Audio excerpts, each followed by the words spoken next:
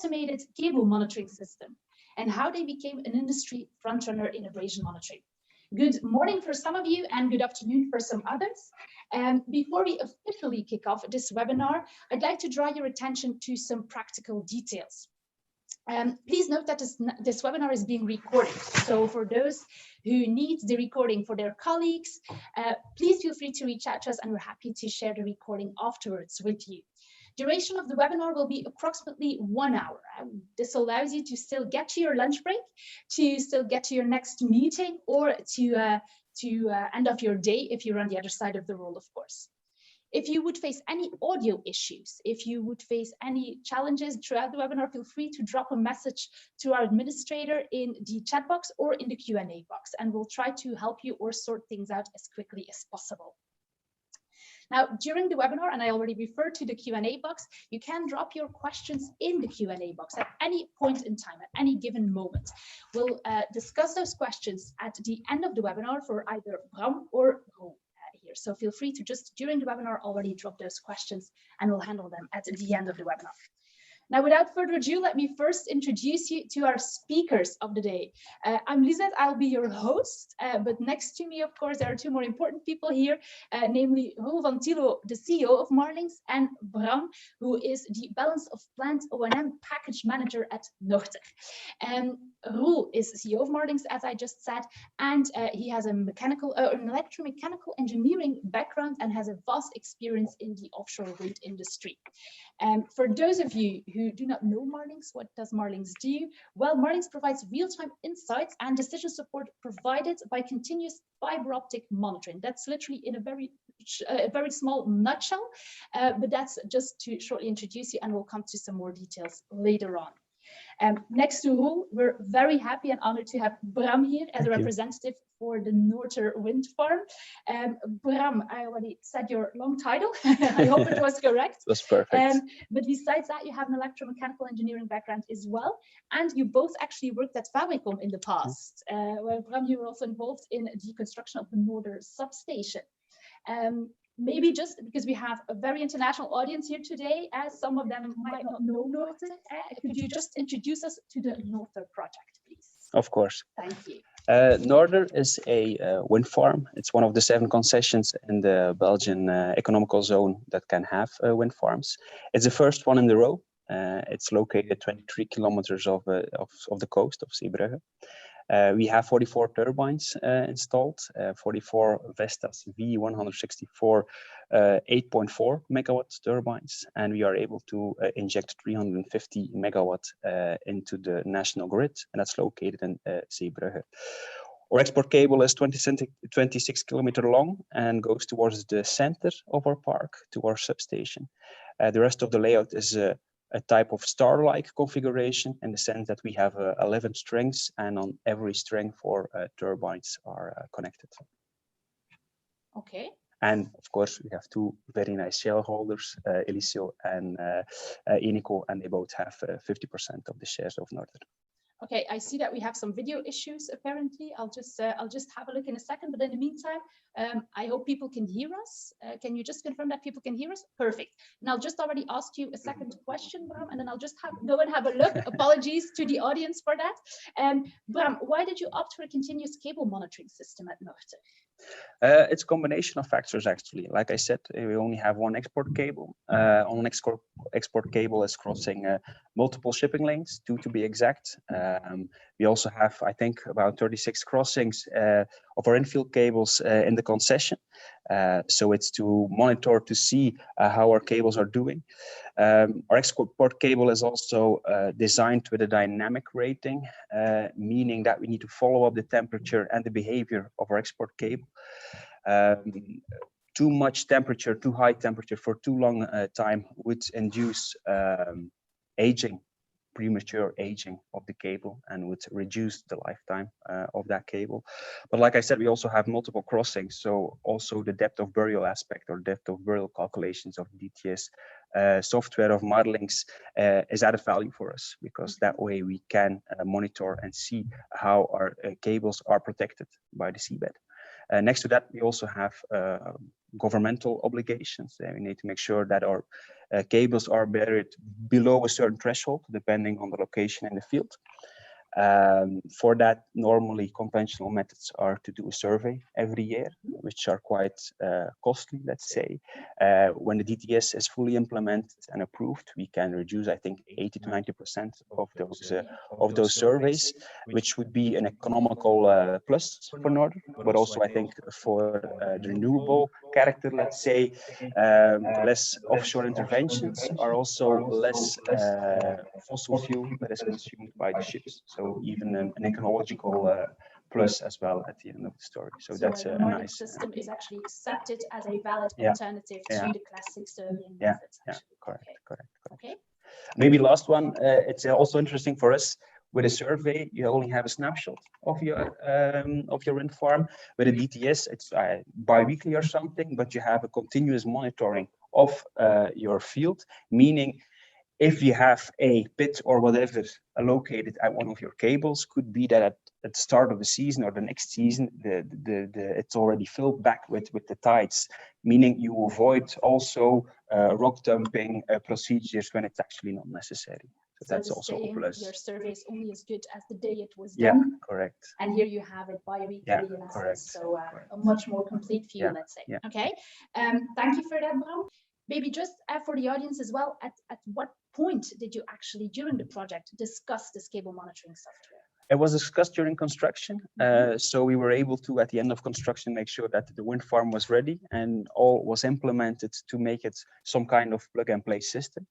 But due to the amount of interfaces you have, the importance of an operational team, the choice was made to do the implementation, engineering, the design with the rule at the start of operation. So at the start of the next phase, to make sure that the operational people were there to do the interfaces, but also that the operational people were there to do the engineering and really have the know-how and the sense of the system. Okay.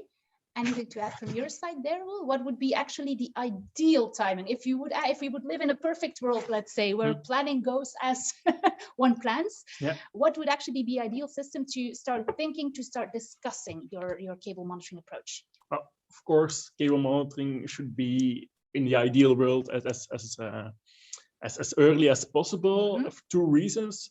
One of the main reason is at that moment the risks are discussed, so that the cable monitoring can be tailored to those risks. For example, in Northern, sand dune, moving sand dunes are a risk, crossings, a lot of shipping is a risk. So that's, for one instance, a risk. And then dynamic rating was needed because indeed the load of the cable could be quite high in severe conditions. So the risks are involved. Second item is that, of course, when you discuss it in the beginning, you can make sure that all the necessary things, either the design of the DTS and the condition monitoring is aligned with the rest of the design. So that are the two reasons. On the other hand, I fully understand that during construction of a wind farm, you have much more let's say, costly things to do.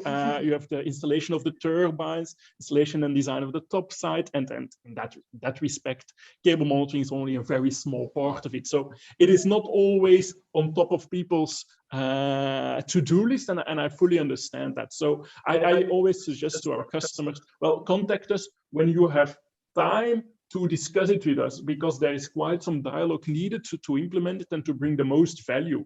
And if that is during construction, perfectly, but it can also be even just after construction, as Norter did, or even after a couple of years. And then depending on which moment is selected, it can be that our contractual partner, because typically they work with big EPCI contracts and big supply contracts, our contractual customer is, for example, a cable manufacturer, which we already work for, or an EPCI contractor. But in the end, it turns out that also the most of the dialogue is then directly with the people already responsible for operation and maintenance. And that's actually maybe the main takeaway, that the people, it can be the construction people, but we need to be around the table with the people who are also responsible for operation and maintenance, because in the end, they will use the system on a daily basis. So I hear as actually at any stage we can be involved, and I know from from past experience, there's also been already some conversations even during tendering processes where there's input gathering by certain parties on, okay, what should we add cable monitoring wise,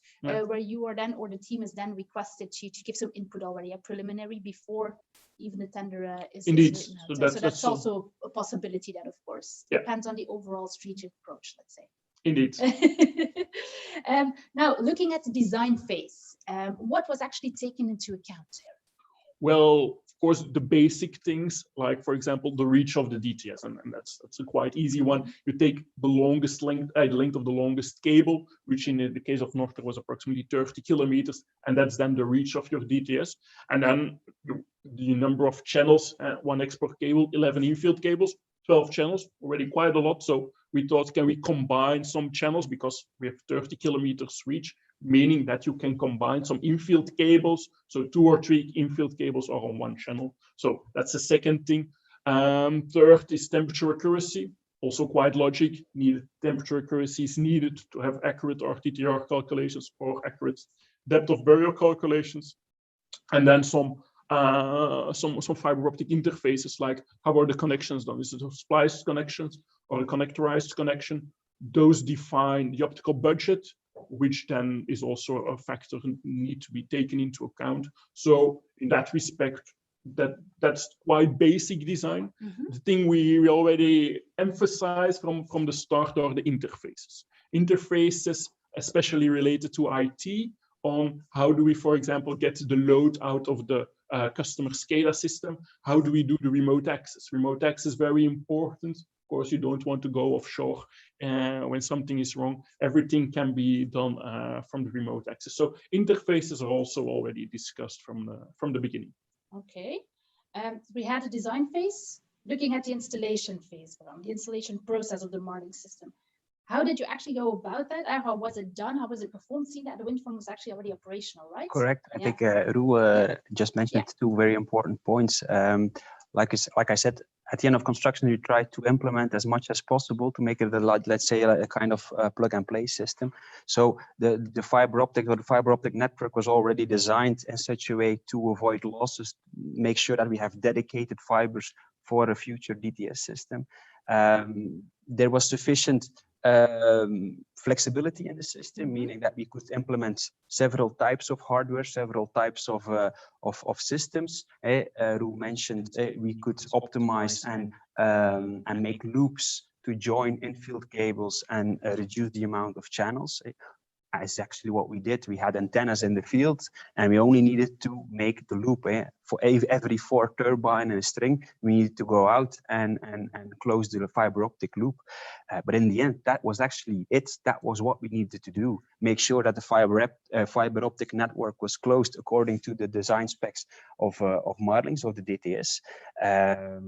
A small couple of preliminary works at the substation as well, so we could install the DTS rack into a predefined cabinet, and that was it. We just needed to install an OTDR to start checking the fiber optic, see if there were too many losses or not.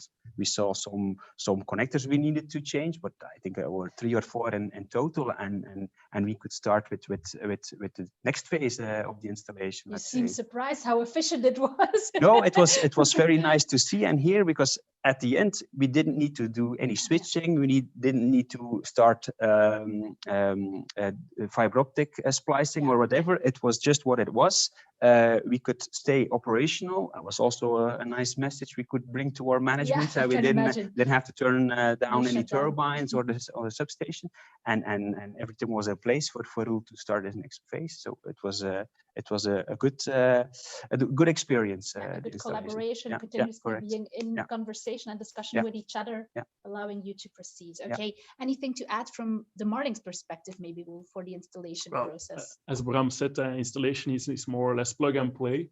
Although one aspect is definitely not plug and play, and that's the calibration of the DTS. So calibration is, in my opinion, one of the most important and one of the most neglected points in cable monitoring, in DTS monitoring.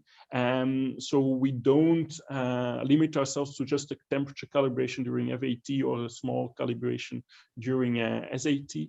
But we really have several independent temperature measurements, and typically we put them on the transition pieces. So we put 4 independent temperature measurements on the transition pieces to measure the temperature, not for a couple of hours, but really for days in a row, so that we had an independent temperature measurement. We collected those devices, and what was assumed, that was proven by those measurements, that the temperature at all the transition pieces were the same, which is also logic because they have the same meteorological environment. So in this way, we had then 44 locations where we knew the temperature, and those we could compare to the DTS measurements at that location. And this allowed us to very accurately calibrate every different section of the turbine. The same with the export cable. The export cable, there you don't have the luxury to put a temperature measurement on a turbine because there is none.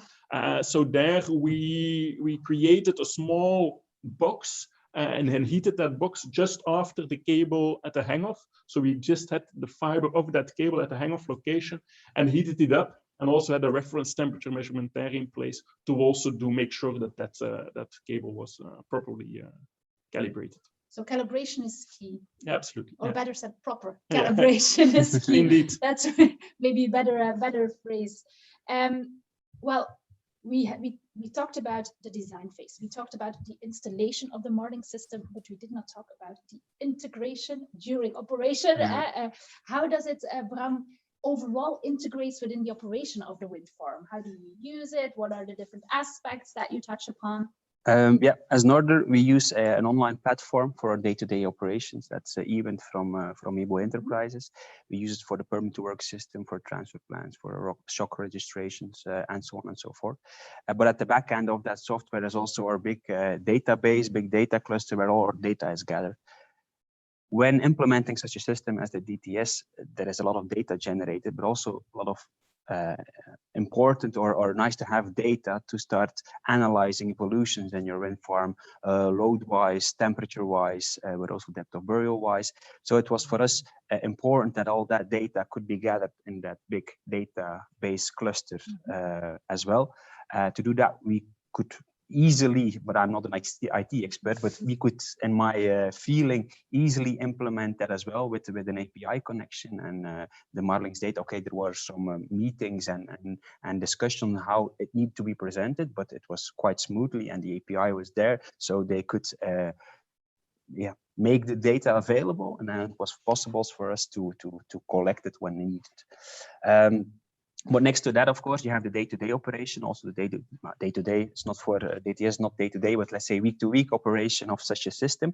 But user interface of Marlinks is actually that user-friendly that it's not something you want to recreate in another system. So our day-to-day, week-to-week operations of the DTS system will be done via the user interface of Marlinks. What we really like as an operational team is that it's easy to see, it's easy to follow. It's let's say dummy-proof in the sense that you can very easily find what you need, but also the alarm handling is very nice constructed, because you can really identify a location, a zone, wherever you are in your wind farm. You can exclude or include certain zones for alarm thresholds.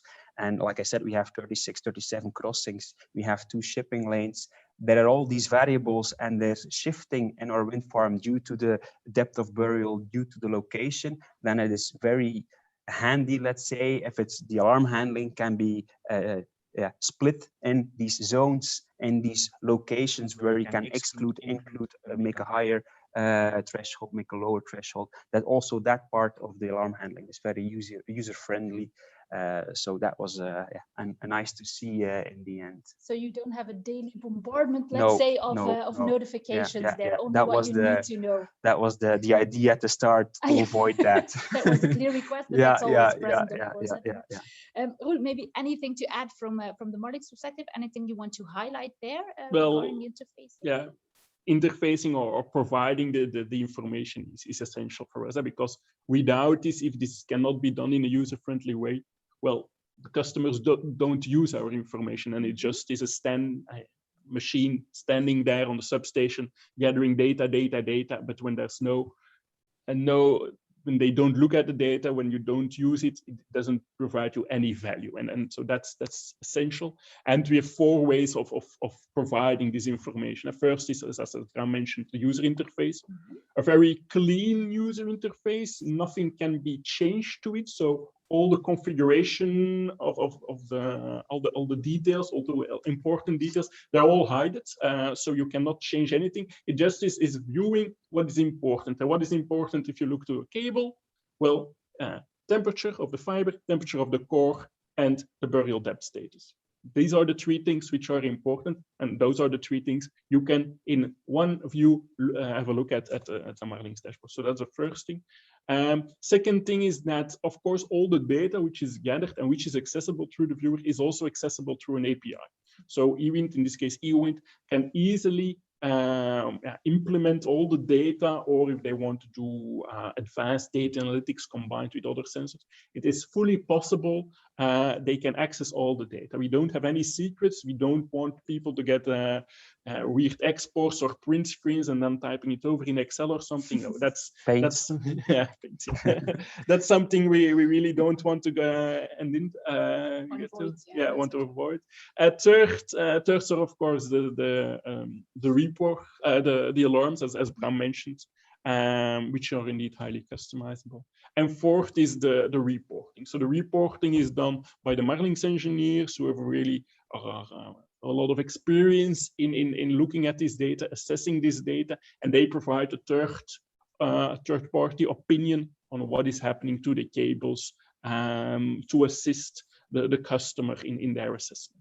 So an extra set of eyes on your cables, basically. Yeah, indeed. Yeah, absolutely. Allowing you to also have that watchdog again. Yeah.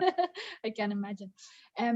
Bram, what I learned during getting to know the Norter project is that at Norter, I was impressed with the proactive, innovative mindset that you have. You were always willing to explore new possibilities. Could you maybe give us an example of such an innovative idea that you had at Norter, or where you went along in an innovative idea, let's say, and where then Marlinks could contribute in let's say, a build-up project? Yeah. We started to discuss with Marlinks during a tender phase. They had to go through a tender phase, and at the end it was contractual negotiations.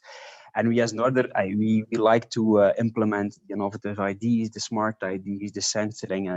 We have a lot of condition monitor systems already in place. We believe in the data gathering, the smart analysis, and based upon that, you can do proactive maintenance. You can learn your wind farm and try to prolong as much as possible your lifetime of your wind farm. But during the contractual negotiations, we were also interested then in what other innovative ideas were in the mind of Roland, where he was with Marlinks occupied with. We started discussing the DAS, the acoustic sensing. And at that time, it was preliminary. So Roel showed us the signature of a whale and whale sounds, and we were very impressed about the whale sounds. So it was almost like a joke, let's say. But every time we were in a meeting with Roel, we started to ask him, how is it with your DAS? Where were you with your DAS? Are there new projects? And all of a sudden, Roel contacted us. Maybe it's an idea to install the DAS for a certain moment in time on one of your strings, one of the loops that was dedicated for the DTS, to have a test campaign. The idea was first to do a test campaign to see that the vibrations in the cable and the monopile reflect the actual state. We have certain locations where we have a conditioning monitoring system with accelerometers and clinometers that was installed on design locations, as we call them, 5 in total. That was from 2-4C. And Marlinks came and he said, okay, let's make sure we do a DAS on a similar location, and then we can verify the data from the DAS with the data that we have from the other conditioning monitoring system to see how good the DAS performs. But weeks progressed, we defined the project, we defined the time, and then in the offshore world, a new challenge came along, the challenge of the CPSs, let's say. So also from our management, the question came, Norder operational team, what is our wind farm looking like, and will we have a similar problem? We have some design choices that should ensure that we did not have such a problem.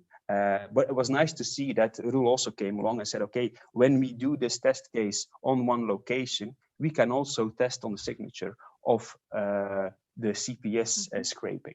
And we did. In the end, we have, Roel will show you later on, we will have nice results showing that it does perform very well, seeing all these frequencies and vibrations. But Roel could also reassure us, and we could reassure the management, thank you for that, Roel, that the specific signature for this specific problem did not occur with Norder.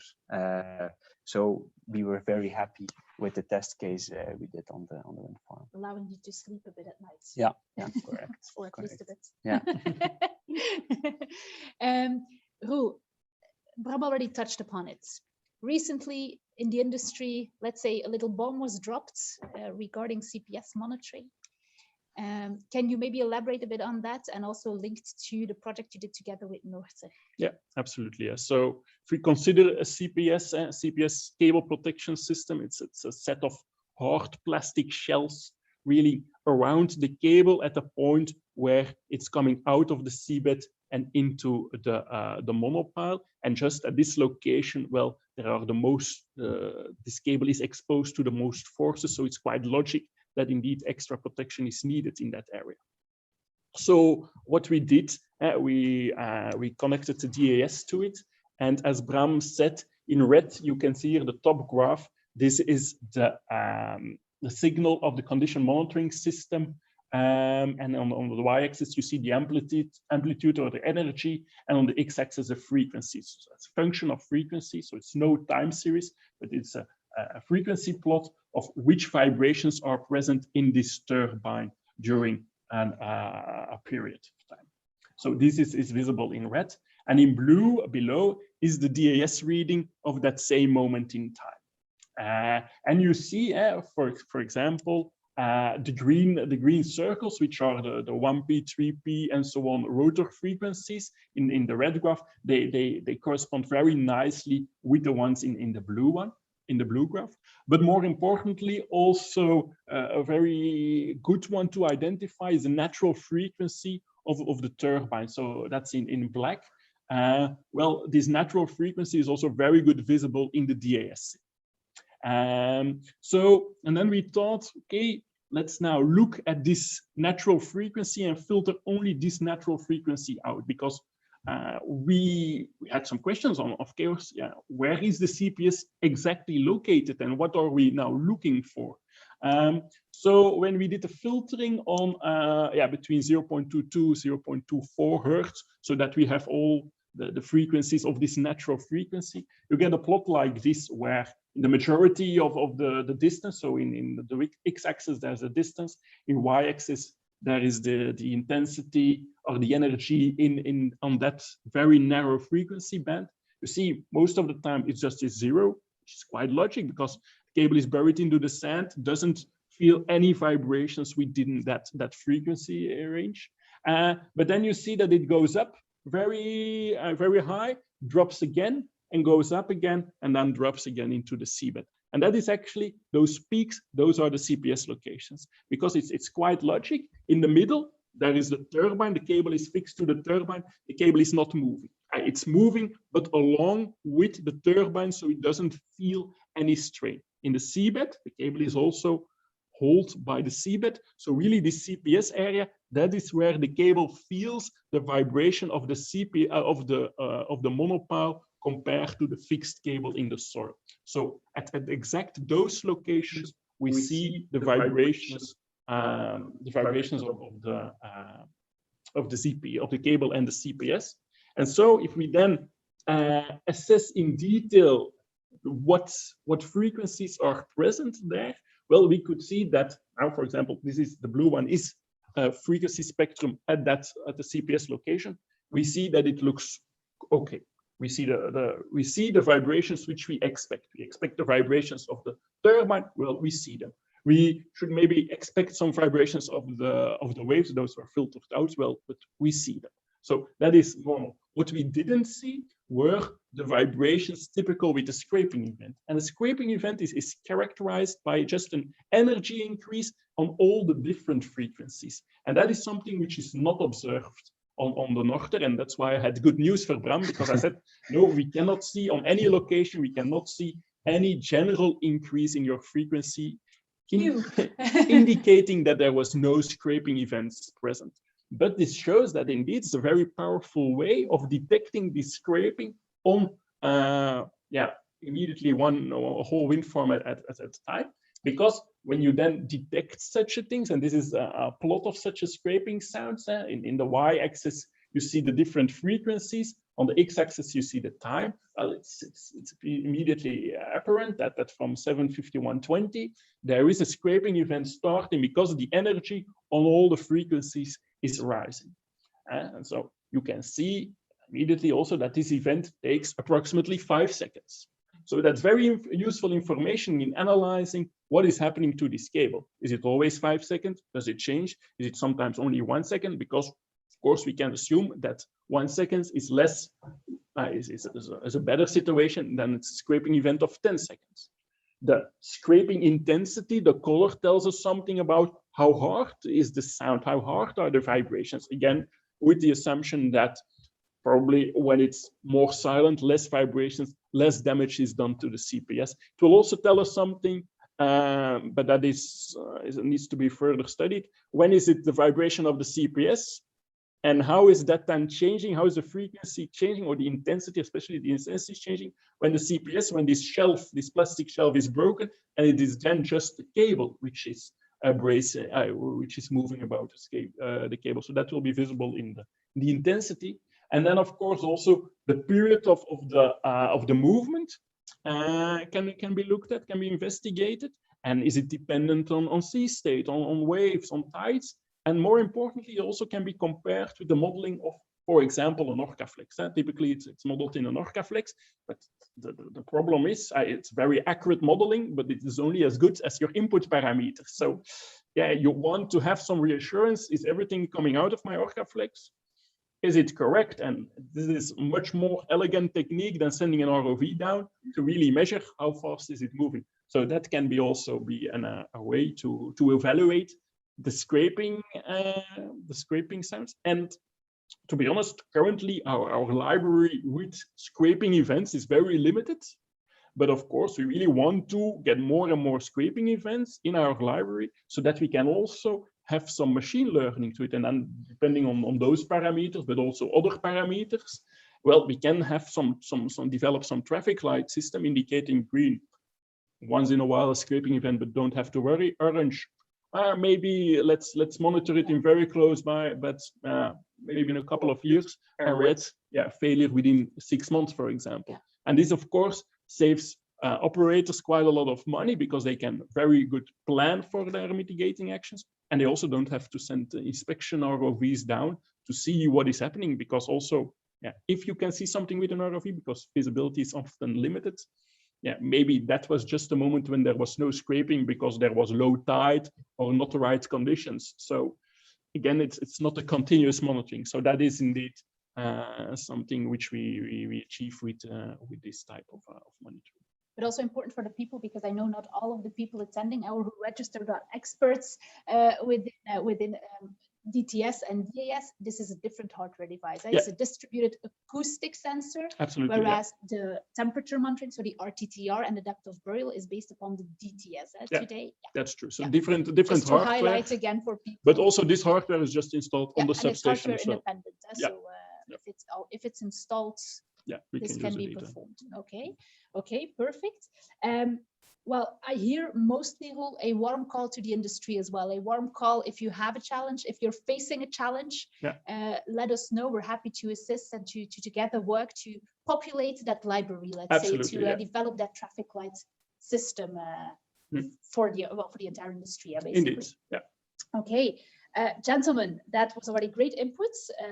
Lovely to hear all of your answers. I presume it's time for some questions. I will be looking at the team over there to share some questions with me as well. But maybe already a question that I still had, Roel, for you in the meantime. Distributed acoustic sensor, you installed one now. if it's for the mortar wind farm, for example, is one sufficient? Is there a need for multiple devices to cover everything, or how do you go about it?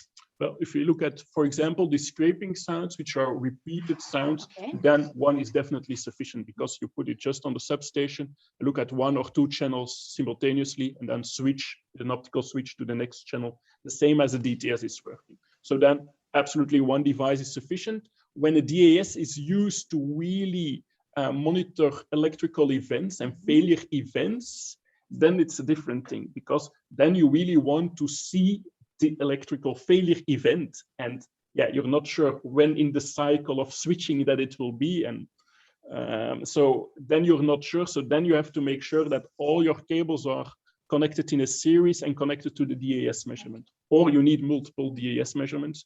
But typically for more continuous, to have a continuous view on it, for example, scraping event for periodic events, then one device is sufficient. And any other vibrations that can be picked up? Well, of course, vessels vessels can be picked up, whales. In the North Sea? Yeah, we are always looking for whales. There was during construction, there was one whale sighting in the northern concession as well. Yeah. And we see a lot of dolphins as well, course, and seals. Yes. Bruinvis, yeah. Yeah, I don't know the English word for that one. Oh, but that one we see the most. Yeah, but there we're still looking at, because he's making sound in a quite high spectrum. So, or we learn him to sing in a different different. Some singing lessons to proceed there. No, but and maybe for Bram, which 3 inspection areas you worry about prior to the installation of the Marlinks system? What do you mean with 3 inspection? It's a question that came from the audience. I'm looking at Christian, whether there is a possibility to elaborate. Okay, so warm call to the person who asked the question. I think if it's related to the surveys we do, on, let's say, subsea level on a wind farm, we do several. We do an ROV inspection of, let's say, visual inspection of the entire foundation. That's the ICCP, the cathodic protection of the foundation, but also cable entry hole, cable exit hole. The CPSs, are they still latched in the foundation? The general condition of the scour, that's also part. Next to that, we have our multi-beam surveys, where we also have a general feeling of how our scour is looking like and how the seabed is evolving, and as well the depth of burial of our cables is evolving. And I now see that there is an additional question. I'll ask in the meantime. I'll maybe ask a top-up question to you whilst Christian is typing. You refer to electrical fault detection with the DAS. Yes. Can you maybe just pinpoint which kind of electrical faults can be detected with the distributed acoustic sensor? Well, a variety of electrical faults, because of course, in the end, an electrical fault is always a short circuit. The short circuit will create an immense vibration, acoustic pulse, which is for sure picked up. So that no worries or no questions about that we will pick up. The challenges, and that's something we're still in R&D with, is, for example, the failing mechanism which is at the source. That can be, for example, partial discharge activity. So really detecting this partial discharge in an early stage, that is something which is still under R&D. We have some good pointers that indeed we can detect it, but it's a question of quantifying it. And again, because partial discharge, it can also be active for years in your cable without any problem. So, and again, we don't want to give a lot of false alerts, or we have PD activity along your complete cable. Thanks you for that. That's not the case. So that's why it's still in R&D, and it will take at least a year for it will become commercially available. Okay. I see your whale remark triggered attention of the audience. So we'll I actually can refer to something that Roel said, because the presentation that he showed about the results of the DAS clearly showed it is a spectrum you sense, you monitor. It's a spectrum of frequencies and the amplitude you monitor in a certain period of time. The whale is a specific spectrum. the CPS has a specific spectrum. So the DAS actually monitors everything. But it's a rules library that needs to be filled up. And if he has all whales in there, which probably you can find on the internet, I don't know. But now the new challenge is to find the new events and add them to those library. Then the machine learning can clearly identify everything in the same time. If I'm it's the correct, signature sound. it's a signature you start to find. And maybe a link to that will the frequencies. Well, indeed, that's a very good question, very good remark. Indeed, which frequencies can be measured, and especially for whales or marine life. That's an important factor, and there we're currently the state of the technology is that we can measure up till 4,000 hertz for a limited distance. And then, 4,000 hertz, and increased wise 2,000 sound at 2,000 hertz. We sample at 4,000 hertz, so we can measure up till 2,000 hertz. And for example, the North Atlantic right whale, his call is right into this area. That's the whale you heard. I don't know. I really doubt. The whale sound. No, the whale sound. The whale sound at really. That's the North Atlantic right whale. With the presentation, that's the one we use because he has a very nice call, which is perfectly in this area. Dolphins, for example, have a higher frequency. So for the moment, the technical evolution in the ES needs to be awaited before we can spot those. But the important ones, we already. The very nice to hear ones, the fun sounds, let's say. Maybe if Christian can just lower a bit that I can read the question, but can you maybe elaborate a bit on the calibration of the Marlinks solution to the DTS system?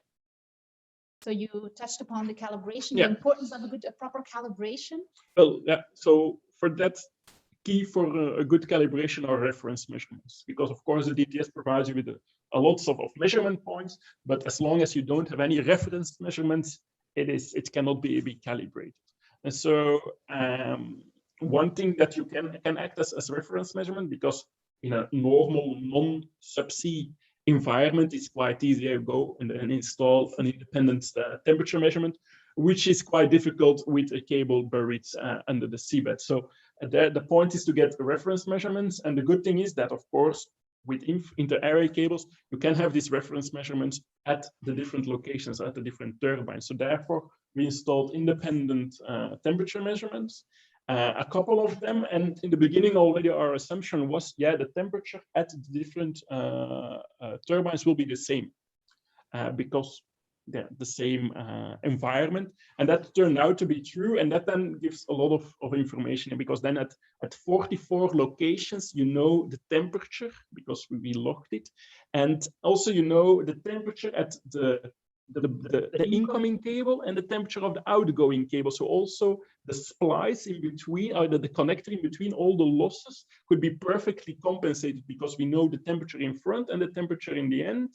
And it also needs to be equal to each other. So for the infield cable, that made our life quite easy. It's a big job, and it's quite a lot of work needs to be done to calibrate it, but it is perfectly possible. For the export cable, we started with that also at the beginning, where we said, for example, temperatures at all the hang-off locations needs to be the same. And that's because they're on the same substation. And that was already part of the information, but we noticed that there the calibration of the export cable was not sufficient. So therefore, we went over there again, and then we made a small carton-based oven which we heated. And then we could very accurately measure the temperature with a reference measurement, and then also with DTS. And then also we had a very good reference measurement of the export cable. Another solution would be, I don't know if the case with Norter, but for example, if you have a land substation where then the fiber is looped, for example, there you could have another reference measurement. But it depends. The key is to have reference measurements at the locations where the fiber is. Okay.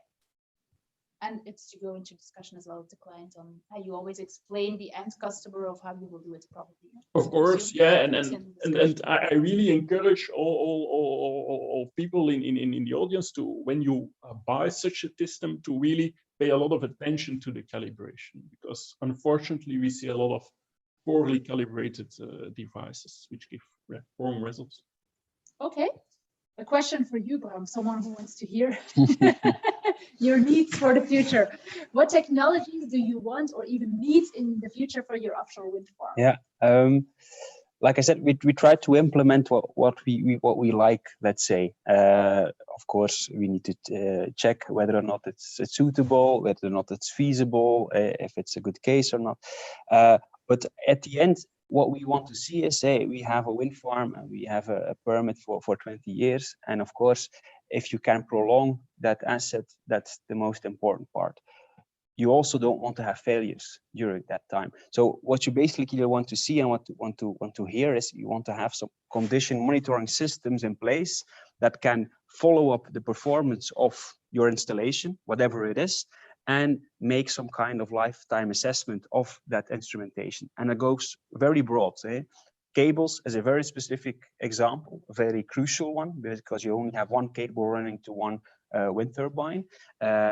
Your main transformer can be second, because we only have one main transformer in our substation. So for us, that's also a critical one, and that's a condition monitoring system we'll start to install at the end of the summer, I think, or the end of this year. Foundations as well. It's a very hot topic now as well, because the idea is that 20 years, it's a long time in sea. The design margin that started with offshore wind 8, 9, 10 years ago, it evolved like every other technology. So the design margin is much lower than what was 8, 9 years ago. But that means that you need to do a follow-up, we do a lifetime assessment, and that also touches the dust possibilities and vibrations of monopiles. You need to see what the vibrations are, what the impact is on the lifetime assessment, how much fatigue a foundation receives, wind, wave, turbine, wind wave, misalignment, turbine stops and yaws. So for us, it is all lifetime assessment and the conditioning monitoring of what we can.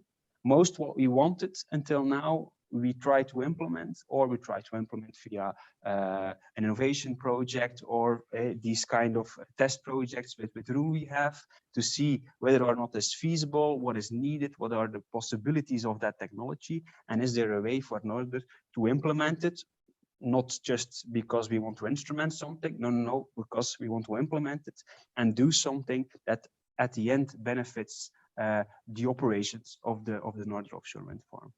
I think you answered the next question yourself already a bit, but also a question on top of, are there new feature solutions to address these specific needs? Well, I think, looking into the answer what Bram gave, I think for cables, and because we're cable specialists, not a lot of knowledge of other things, that is monitoring during installation, during the whole lifetime, but we see that a lot of problems are induced during installation, although they're not showing up in installation and only show up after a couple of years. And therefore, I think it's critical that parties like us come up with some methods to also thoroughly monitor cables during installation, because let's be honest, currently during installation, it is just a visual inspection of client reps looking at the turntable and looking at the cable going into the sea, and sometimes an ROV or a touchdown monitoring, but that's it,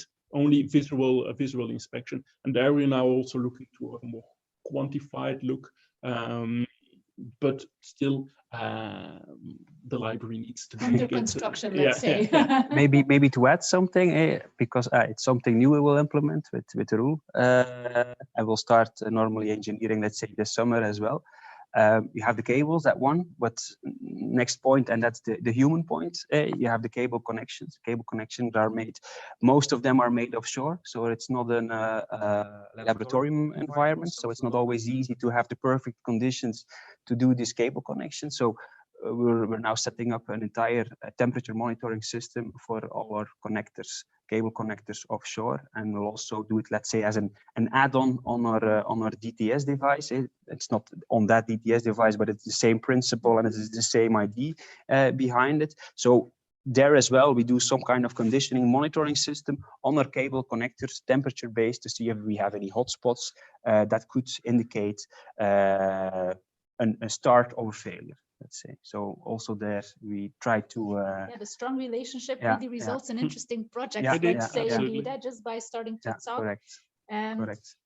Next question regarding the DAS: does it need to be calibrated as thoroughly as a DTS system will? Actually not, no. The location needs to be calibrated very accurately, because otherwise you don't know what you're measuring, or where you're measuring. But on the other hand, DAS is a relative measurement. So it only measures the change according to the previous sample. So in that respect, it always gives you relative change compared to the previous one.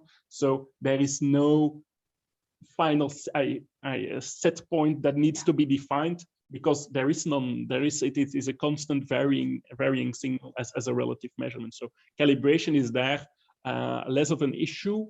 What is an issue there is is really fingerprinting and know what is the environment and what are the vibrations present at that environment, and then recognize them in the signal. So, but that I really look at calibrating, really calibrating the device. So the system, of course, you need to fingerprint everything. So that's part.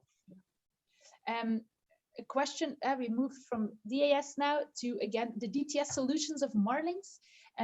Is the Marlinks DTS system, so the solution, able to measure the ambient temperature inside the monopile below the platform where the cable is coming out of the water into the air, etc.? It's quite a specific question. So if it's below the airtight platform where the cable, the fiber optic cable, is still bundled with the power cable, there we measure the temperature of the power cable, which will be higher than the environment, than the air temperature. So if you look at the DTS plot, it will be going from the soil into the water. There it will be cooled down by the water. Then it goes out of the water. You have the temperature of the cable, but warmer, because it cannot get cooled that much. Going to your airtight platform. At the airtight platform, typically you have the hang-off.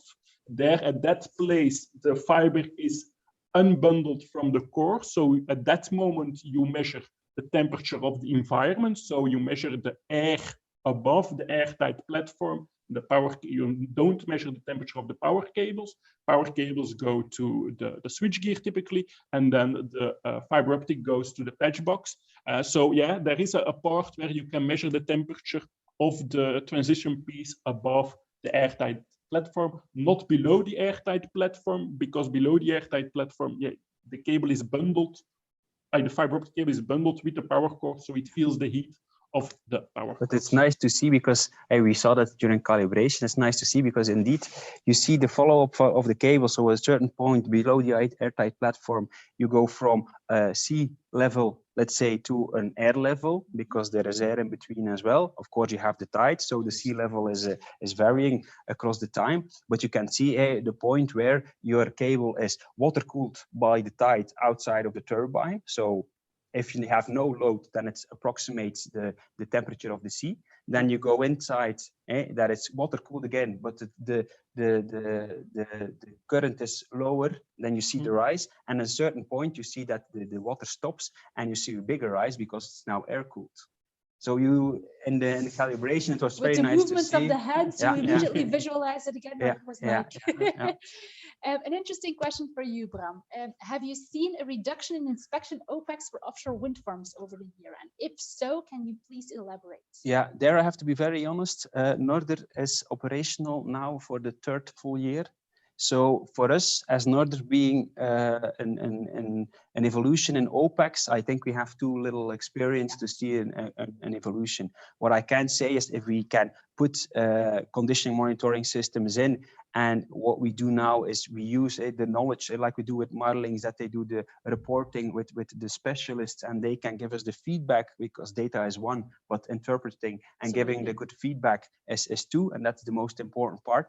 And if you can do that with all those conditioning monitoring systems, there are already things that came out that we could say, okay, we as Norder, we have to do something to make sure that a calamity or an issue or a failure or whatever does not happen. We had it with ourselves. That's also why we did the temperatures for the cable connectors. We saw something during daily inspections that was just out of the ordinary, and we could do something with it. Could be that we need to ask, okay, Vestas, because Vestas, a turbine supplier, due to any system we have, we see strange vibrations, and that could be caused by maybe something in your logics, whatever. So we see by implementing all those items that we proactively can do things about it and avoid really corrective maintenance afterwards. So I can say I have the feeling that we're going the good way. But there is too little experience in order to really say, okay, over the 5 years, we don't have the last 5 years. Do you have anything to add there based upon the experience with other projects? Yeah, we see indeed other projects where they indeed succeed in reducing the OPEX. And that's the main goal. The main along with the reducing the risks. That's the main goal of our system. It is not about gathering data. It's gathering information to drive the costs down, of course. Yeah. Well, I'm very conscious of time. I know there are still loads of questions, but we'll make sure to answer those individually after the webinar. We promise you. We'll transfer the questions for Noortje as well to Bram, and we hope that he's willing to still answer those. Actually, the last thing that is left to do for me is to really thank you, Bram, thank Noortje for the great, strong relationship that we have. Let's hopefully we can continue to build upon that, but also you personally to spend some time with us, to participate in this webinar, to share your experience regarding the use of the Marlinks system. Very well appreciated. To thank you, the audience, because we know that you are quite numerously present, which we're very, very happy about. We'll be in touch after the webinar. So if any questions still arise, feel free to still reach out to us personally as well, and we'll make sure to answer those. And then, of course, a big thank you to you as well, Ho, for again participating, for again sharing your knowledge, but also a special thank you to the entire Marlinks team for helping us out. Christian, Sander, Simon, Manley, thank you very much for all of the support. To you, dear audience, we wish you a very pleasant afternoon, evening, wherever you are in the world, and have a great continuation of your week. And then I'll ask Christian to switch off this webinar. Have a great day. Bye-bye.